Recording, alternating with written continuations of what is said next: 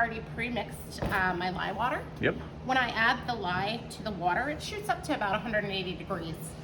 My oils, I want my oils to be about 120 or lower, and my lye water to be 120 or lower, but within 10 degrees of each other. So making soap is definitely a balancing act. So introduce yourself for the viewers too. Hi, I'm Joy Benzing with Center Street Soap Co., and I'm going to make a batch of our crackling birch Christmas soap. So I'm just going to check here to see.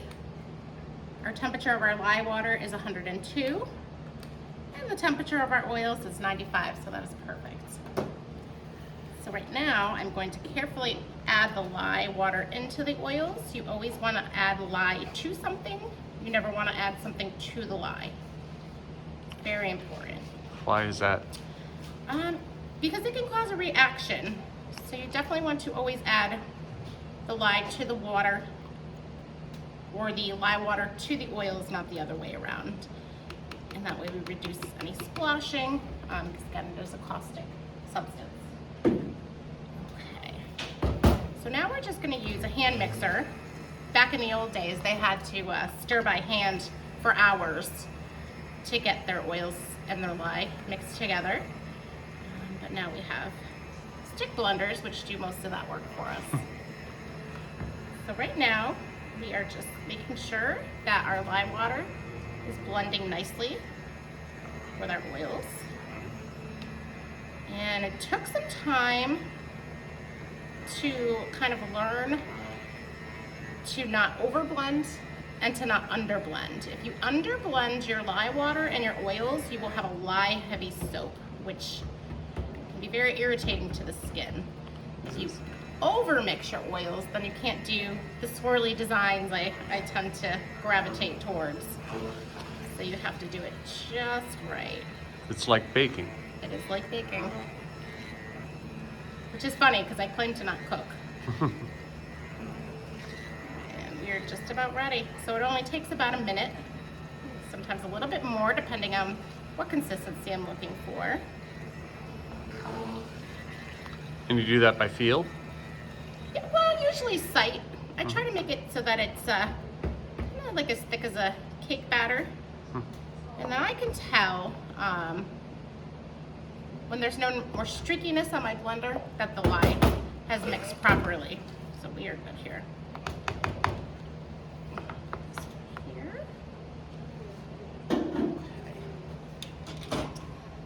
So pull off a couple of ladles here because we're going to do 3 colors. So I'm going to do 1, 2, 3. And this part, I'm going to put some activated charcoal into that to turn that to a nice black. And this, I'm going to do 6 ladles.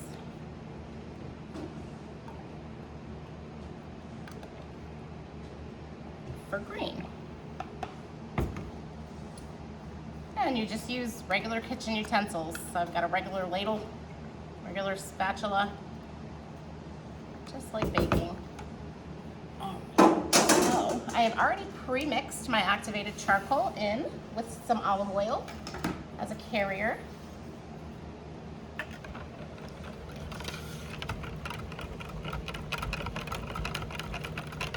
that's a nice color black there. Mix in my green.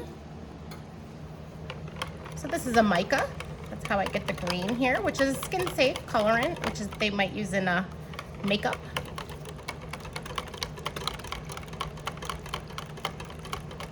So we've got our green, we've got our black, and this is another mica to make the main batch white.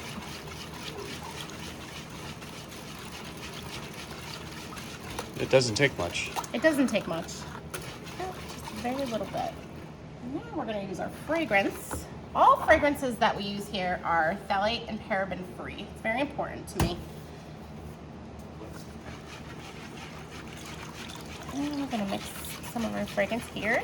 And I know you can't smell it, but it is a nice blend. I pick up some cinnamon scent, smells like tonka beans. It's a great holiday scent. I do make this soap every year. It's one of our best holiday sellers.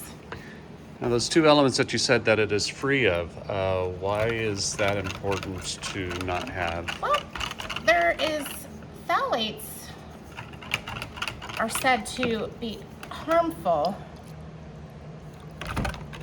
and fragrances are proprietary. You'll never know what all of the ingredients are, but I do make sure that there are no phthalates in there, because phthalates are not good for your body, they're not good for your skin, and your skin is your biggest organ.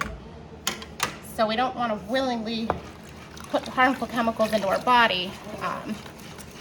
So we wouldn't willingly want to put them onto our skin either. Okay, so this white soap base is going to be poured into our mold first. Just want to mix it up really well so that the fragrance gets mixed throughout the soap.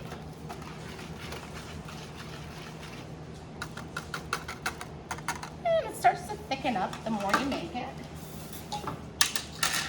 This mold here will make 55 4-ounce bars of soap.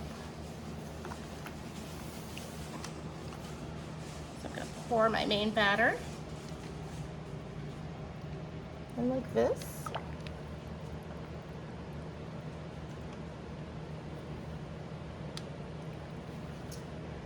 I'm just going to scrape out any extra. Make sure we get it all.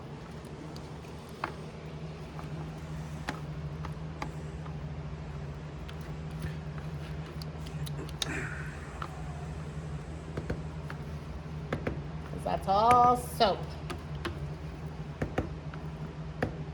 Okay. Now comes the really fun part for me.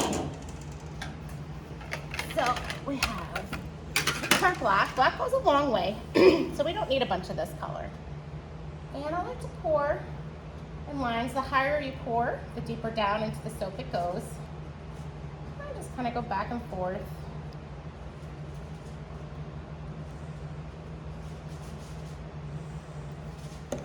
Then the green.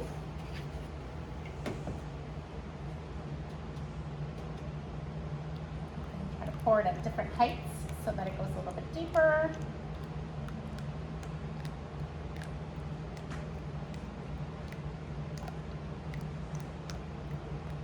For me, this is the fun part. It's all fun, but I particularly like playing with colors and designs, fragrances. We're going to save a little bit of that because we're going to do a pretty design on the top once we're done mixing. And again, we're going to save a little bit of that. So now I want to make swirls in my soap. So we just take a good old-fashioned wire coat hanger, nothing fancy, and I'm just going to slowly swirl. Not too much because I don't want to muddle my colors.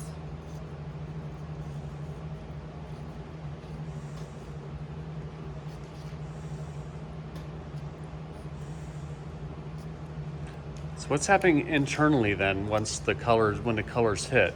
Yep. So there's what's happening with the whole soap, whether the colors are there or not, is it's already starting to saponify, and it's turning into soap. So tomorrow, the soap would be safe to use, although we won't want to use it yet because we're going to want it to cure.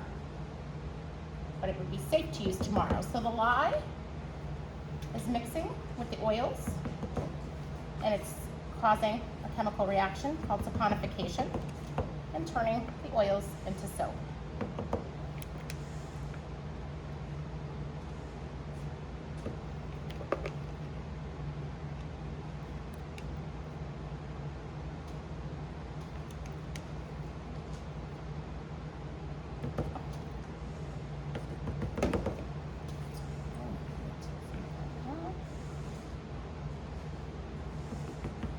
This is going to look really cool in about 1 minute.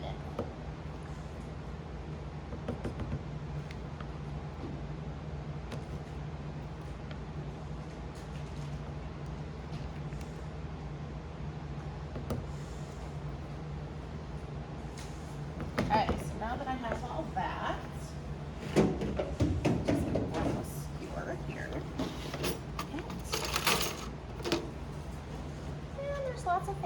do. Sometimes I swirl it. This one I like to just kind of go crossways rather than in a circular motion, which is usually what I do.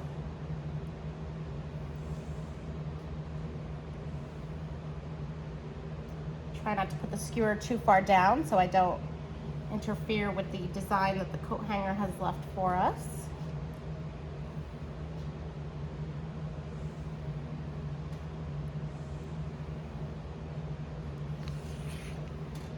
And then just one more time the other way. And it creates a beautiful pattern.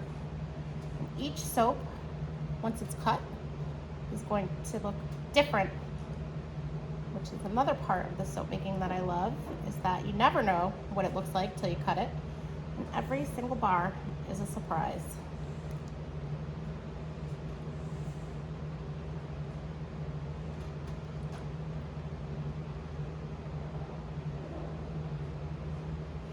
Just go around the edges. And that is our crackling birch Christmas soap. And what does the end result look like? The end result, I have one right here, actually. So that's what that'll look like. And then we will stamp the soap with our logo and bevel the edges with a potato peeler. So in the end, it kind of looks like branches off of a Christmas tree or something of that nature. Correct. Great. Thank you very much. You're welcome.